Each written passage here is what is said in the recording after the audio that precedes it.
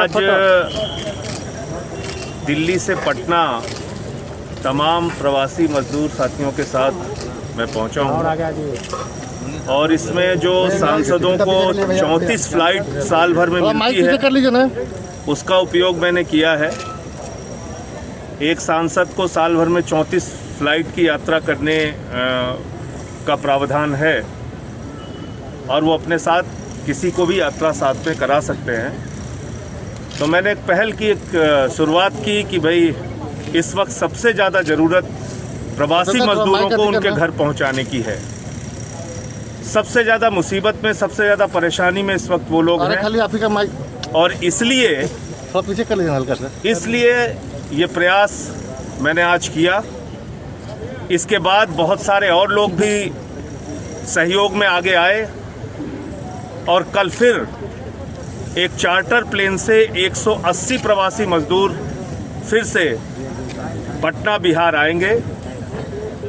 ये जानकारी आपके साथ शेयर करनी थी। क्या होगी? शाम की फ़्लाइट है उनकी दिल्ली से, तो मेरे ख्याल से 8 बजे के आसपास यहाँ पहुँच जाएगी।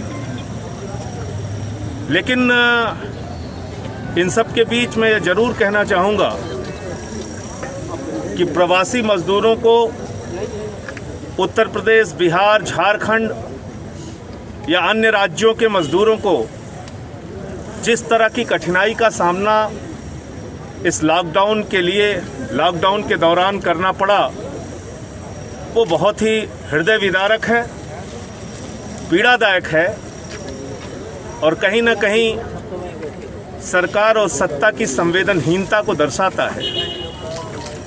हम नहीं भूल पा रहे हैं मुजफ्फरपुर स्टेशन का वो दृश्य जहाँ पे एक माँ स्टेशन पे उसकी जान जा चुकी थी और उसका बच्चा अपनी माँ की बेजान जिंदगी के उसके सर के ऊपर से चादर हटा रहा था। हम नहीं भूल सकते कि 80 लोगों की जान श्रमिक ट्रेनों में चली गई। हम नहीं भूल सकते कि 40 ट्रेनें रास्ता भटक गईं। हिंदुस्तान के रेलवे के इतिहास में कभी ऐसा नहीं हुआ। तो मुझे तो ऐसा लगता है कि जैसे समाज के गरीब तबके के लोगों को, प्रवासी मजदूरों को सत्ता प्रतिष्ठान के द्वारा एक सबक सिखाने की कोशिश की गई पूरे देश में, और ऐसा नहीं होना चाहिए था। इनको भी अच्छी ज़िंदगी जीने का हक है। रेल की पटरियों पे प्रवासी मजदूर की जान गई, औरैया में 24 मजदूरों की जान गई, सागर में 6 मजदूरों की जान गई, मुजफ्फरनगर में 5 मजदूरों की जान गई। चलते चलते मजदूर मर गया, पाँव के छाले पड़ गए उसके। 13 साल की बच्ची अपने पिता को 1300 किलोमीटर साइकिल से लेके आती है। और सबसे ज़्यादा जो संवेदनहीनता की पराकाष्ठा है वो ये है कि इन श्रमिकों को पहुंचाने में महीनों लग गए, जबकि रेलवे की जो क्षमता है, मैं कई बार बोल चुका हूं, आज फिर कह रहा हूं, 2 करोड़ 30 लाख यात्रियों को प्रतिदिन एक छोर से दूसरे छोर पहुंचाने की क्षमता है।